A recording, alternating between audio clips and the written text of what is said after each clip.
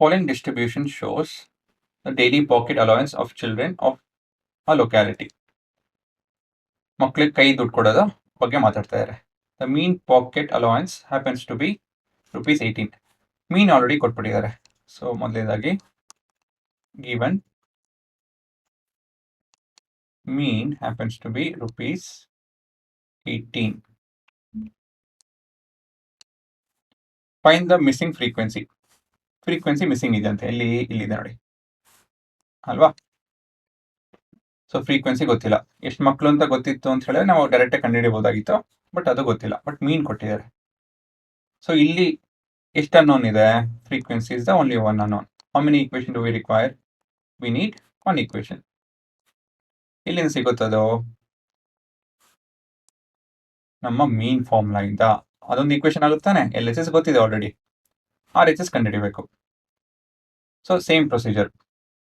ಇಲ್ಲಿ pocket allowance, number of children ಎಲ್ಲ ಇದೆ. ಹಾಗಾಗಿ ಮೊದಲು ಕ್ಲಾಸ್ ಮಾರ್ಕ್ ಕಂಡುಹಿಡಿ. ಕ್ಲಾಸ್ ಮಾರ್ಕ್ ಎಷ್ಟು ಬರುತ್ತದೋ? All this is your XI ಅಲ್ವಾ. ಸೊ ನೋಡಿ, ಎಲ್ಲ ಕ್ಲಾಸ್ ವಿಡ್ತ್ ಒಂದೇನಾ? 12, 12, 2, 2, 2, 2 ಕ್ಲಾಸ್ ಸೈಜ್ ಎಲ್ಲಾದ್ರದ್ದು ಒಂದೇ. ಹಾಗಾಗಿ ಮೊದಲೇ ಕ್ಲಾಸ್ ಸೈಜ್ ಕಂಡುಹಿಡಿದು AP ತರ ಸೀರೀಸ್ ಬರ್ಕೊಂಡು ಹೋಗಿ 22, 24, 26. ಈ ತರ ನೋಡಿ, ಕೊನೆಗೆ ನೀವು ಚೆಕ್ ಮಾಡ್ಕೊಳ್ಳಿ ಇಲ್ಲಿ ತಪ್ಪು ಬಂದಿದೆ ಅಂತ ಹೇಳಿದ್ರೆ ಇನ್ನು ಮಧ್ಯದಲ್ಲಿ ಎಲ್ಲ ತಪ್ಪು ಮಾಡಿದ್ದೀನಿ ಅಲ್ವಾ. ಸೊ ಇದು 14 ಅಲ್ಲ, ಇದು ಸಾರಿ 12. ಮೊದಲೇ ತಪ್ಪು ಮಾಡ್ತು, ಪೂರ ತಪ್ಪಾಯ್ತು. ಸೊ ನಾನು ಆ ಥರ ಮೆಥಡ್ ಎಲ್ಲ ಉಪಯೋಗಿಸ್ತೀನಿ.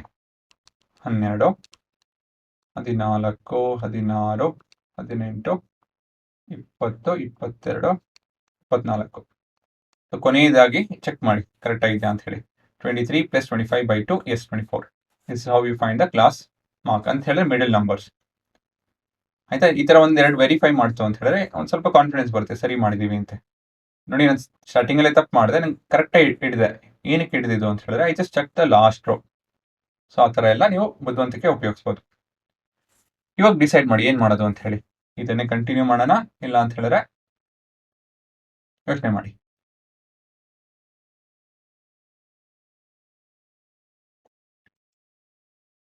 ನನ್ ಏನಿಸ್ತಾ ಇದೆ ಅಂತ ಹೇಳಿದ್ರೆ we can use step division method. So DI which is XI - A ಮಾಡ್ಬೋದು. ಲೆಟ್ AB = ಯಾವ್ದು ತೊಗೊಳೋಣ ಹುಡುಗರ? 18 ತೊಗೊಳೋಣ ಅಲ್ವಾ, ಮಧ್ಯದಲ್ಲಿದೆ. Will take 18. ಸೊ ಸಪ್ರೇಟ್ ಮಾಡ್ಕೊಳ್ಬೇಕು. ಸೊ 18 ಮೇಲ್ಗಡೆ ಏನಿರುತ್ತೋ ಅವೆಲ್ಲ ನೆಗೆಟಿವ್ ನಂಬರ್ ಬರ್ಬೇಕು ಜ್ಞಾಪಕದಲ್ಲಿ ಅಲ್ವಾ. ಯಾಕಂದ್ರೆ 12 - 18 -4 -2 ಅಲ್ವಾ. ಇದು 0, ಇದು 2, 4, 6 ಸರಿ ಇದೆಯಲ್ಲ. ನೆಕ್ಸ್ಟು ಇನ್ನ UI ಬೇಡ, ಸಾಕು ಅಲ್ವಾ. ಇದೇನು ದೊಡ್ಡ ನಂಬರ್ ಅಲ್ಲ. ಡೈರೆಕ್ಟಾಗಿ XI DI × FI ಮಾಡೋಣ. ಸೊ ಮಧ್ಯದಲ್ಲಿ ಈ ಥರ ಸ್ಕೇಲ್ ಇಟ್ಕೊಳ್ಳಿ, ಕನ್ಫ್ಯೂಸ್ ಆಗ್ಕೊಡ್ದು. ಇದು ಎಷ್ಟೆಷ್ಟು ಬರುತ್ತೆ?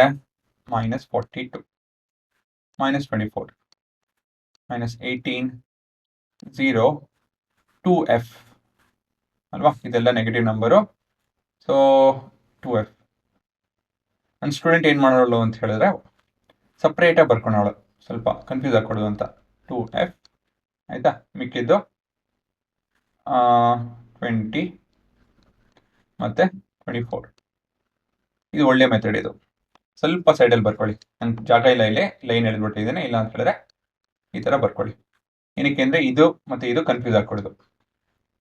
ಕೊನೆಯದಾಗಿ ಸಮ್ ಮಾಡಬೇಕಲ್ಲ ಅಲ್ವಾ. ಸೊ ಇದು ಒಳ್ಳೆ ಮೆಥಡ್ ಇದು. ಸೊ ಫ್ರೀಕ್ವೆನ್ಸಿನೂ ಗೊತ್ತಿಲ್ಲ ನಮಗೆ, but we need to add this also. ಸರಿ, ನೀವೆಲ್ಲ ಆ್ಯಡ್ ಮಾಡಬೇಕು.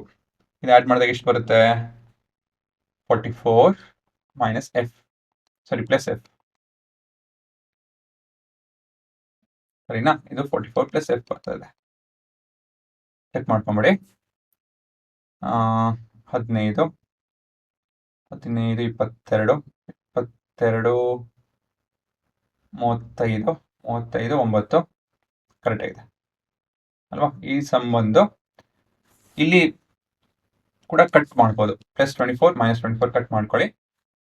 ಇವೆರಡು ವ್ಯತ್ಯಾಸ ಬಂದು +2, ಸೊ -40, 2f -40 ಬರುತ್ತೆ.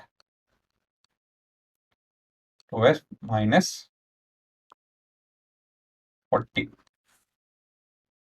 ಅಲ್ವಾ? ಇವಾಗ ಏನು ಮಾಡಬೇಕು? ಫಾರ್ಮುಲಾ ಯೋಚನೆ ಮಾಡಿ. ಫಾರ್ಮುಲಾದಲ್ಲಿ ಸಬ್ಸ್ಟಿಟ್ಯೂಟ್ ಮಾಡಿ ಇವೆಲ್ಲ ನಾನು. So we have x bar which is given by a plus summation of DIFI divided by summation of FI. So we have assumed mean to be 18 plus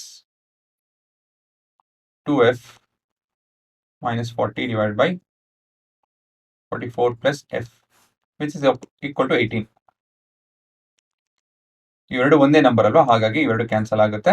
so basically ಇದು calculate ಮಾಡ್ತು ಅಂದರೆ 0 is equal to 2f minus 40 divided by 44 plus f. ಇದನ್ನು transpose ಮಾಡ್ತು ಅಂದರೆ 0 into anything is 0.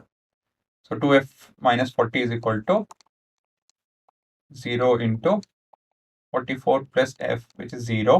So 40 ಆ ಕಡೆ transpose ಮಾಡಿ. So 2f is equal to 40. F is equal to 20. F is equal to 20. Sarina? So there are, how many children? 64 children. Find the missing f. So the f is equal to 20. Okay, ಬರ್ತಿದ್ದೀವಿ already. ಇದು ನಿಮ್ಮ ಉತ್ತರ. So there are in total 64 kids, ಬಟ್ ಅದನ್ನು ಕೇಳಿಲ್ಲ ಅವರು, F ಕಂಡಿದ್ದೀರಿ ಅಂತ ಕೇಳಿದ್ದಾರೆ. ಸೊ ನಮ್ಮ ಉತ್ತರ ಆಯ್ತು.